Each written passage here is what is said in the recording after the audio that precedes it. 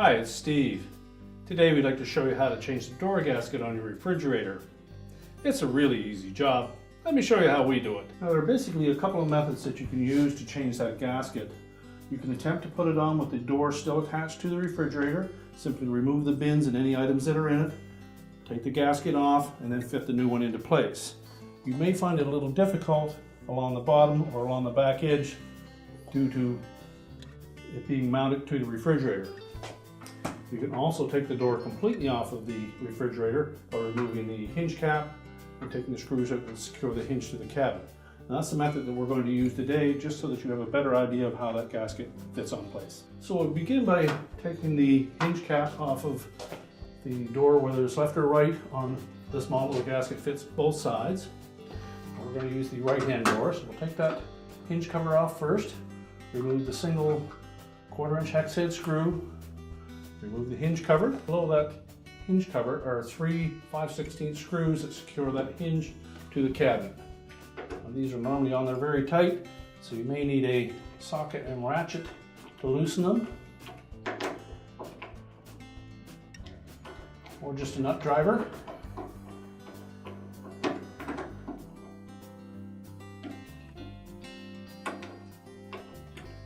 Now, before you remove these screws, you'll want to make sure that you have emptied all the items from the bins on that door, and you may wish to turn the refrigerator controls to the off position while you're doing the repair, and you can cover up that opening with a towel or a blanket just to prevent any excess heat infiltration into that cabinet. So once we've removed all of the screws, you need to lift the hinge off and just lay it on the top of your cabinet. Then we'll open that door.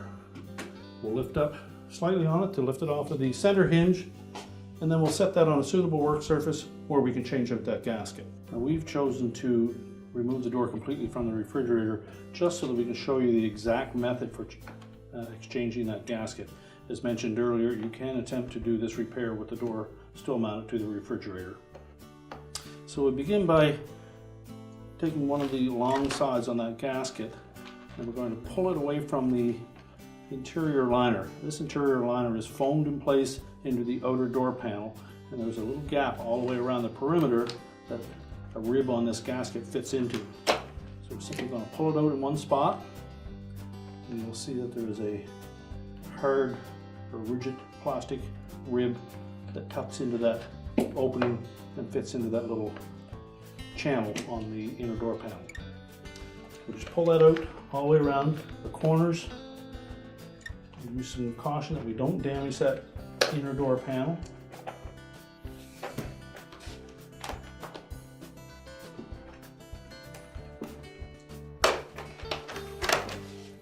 And once we have one long side and the ends released, it's very easy to remove the opposite side.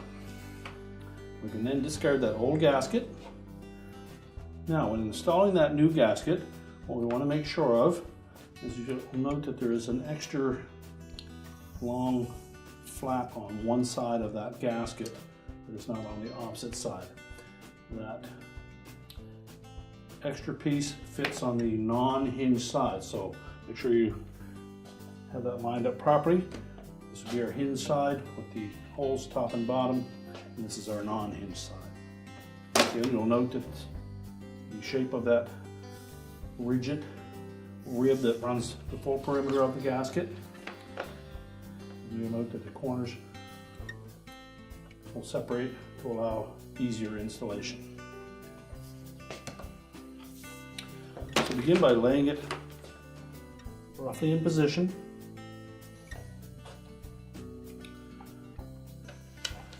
And just inspect that edge and make sure there's no excess foam in any area there that will impede putting that rib in place. And just kind of fold that rib away from the gasket, point it in underneath that liner, and press it until it snaps in. You can then just go along the length of that gasket using one hand to fold the rib out and flat, use the other one to push it in underneath the inner door panel.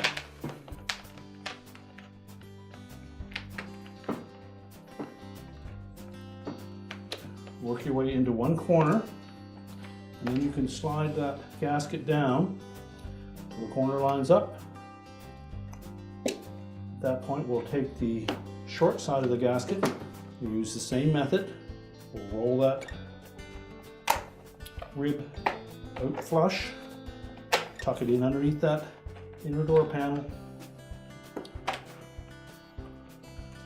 Now once we have one end and part of the side in, we'll continue to work along that same long side. And again, making sure that we force that rib in underneath the liner.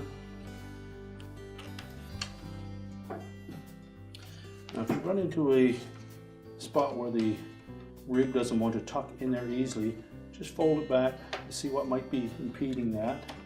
And if need be, you can take a flat, and we suggest a blunt flat instrument to push that rib in underneath that liner. Now we've taken a few layers of painter's tape and put over a stiff putty knife so we eliminate the sharp edge, but essentially we just want to be able to push that rib in underneath that gasket.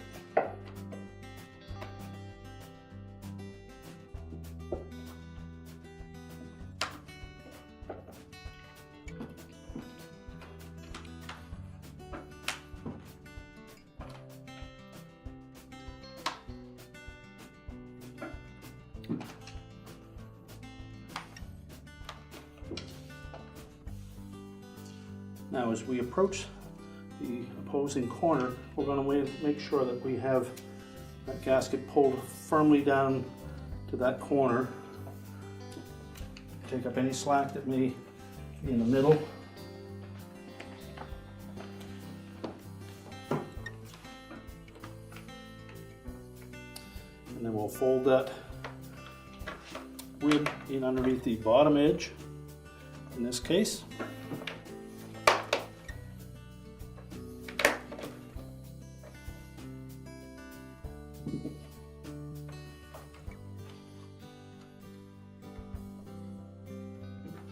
You may find that if you pull the corner away a little bit, you can actually tuck that rib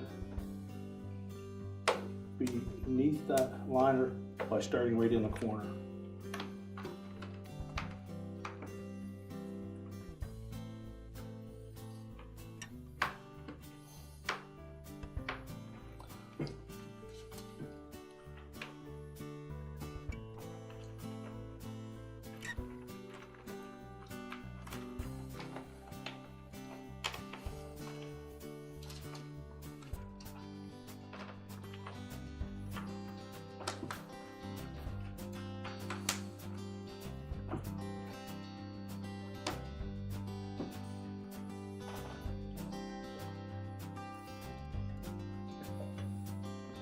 Then just continue to work along that short end.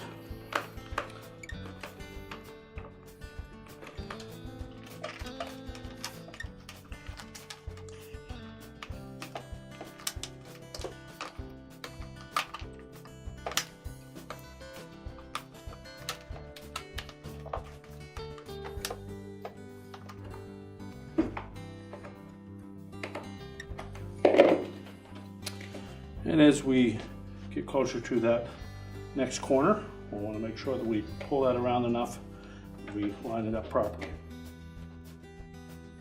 Again, we'll just roll that rib out so that we can tuck it in underneath.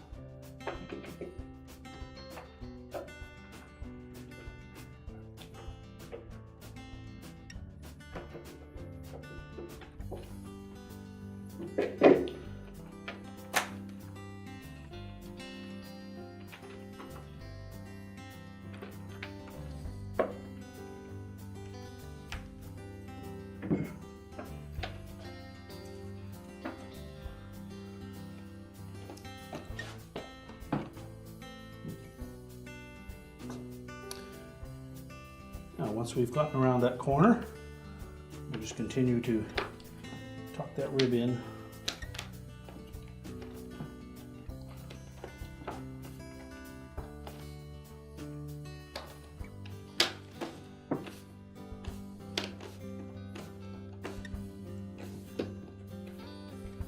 And make sure it lays flush. It's pushed in even all the way along.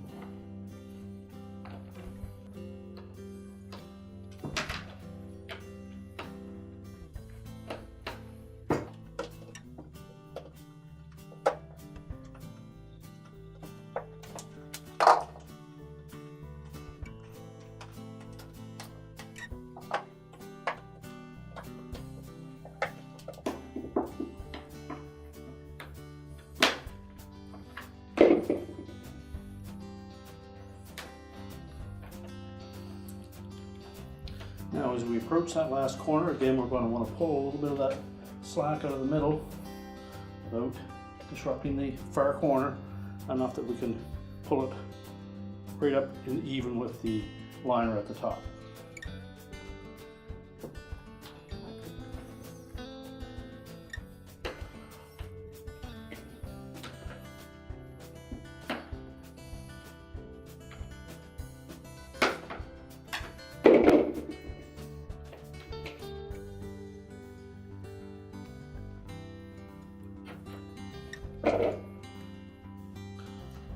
Now, once we have it all the way tucked in on all four sides, just recheck your corners. And then we're ready to put the door back on the refrigerator. Now we've got the door set into position on the center hinge. We'll let the gasket hold it against the cabinet. We'll position the upper hinge into the door first, and then just let it lay on top of the cabinet. What we'll do is there are 3 screw holes that we'll need to install screws through. We're going to start with the one closest to the door, and we're going to turn that in by hand. That way we ensure that we don't get it cross-threaded. Once we've got a few threads turned in, we can then tighten it down some, but we don't want to tighten it yet.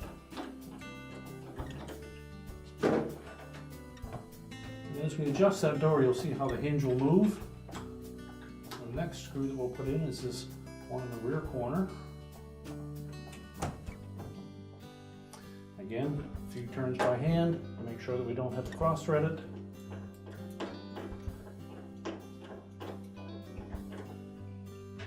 And put it in the rest of the way.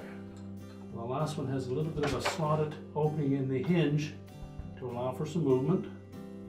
Again, make sure the screw is straight and that we can turn it in by hand first. Now, before we tighten any of these screws, we'll look at the front of the door and we'll make sure we have an even gap between both doors, both top and bottom. And by moving the door back and forth, you can see where it will affect that hinge. Once we have it straight, tighten down the screws to secure it in place. Now if you wish, you can tighten those with a ratchet, or just make sure that you don't over tighten them.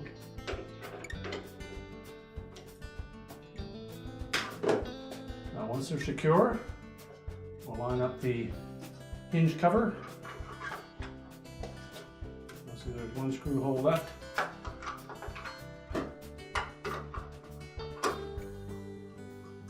Line that up, and then just tighten it.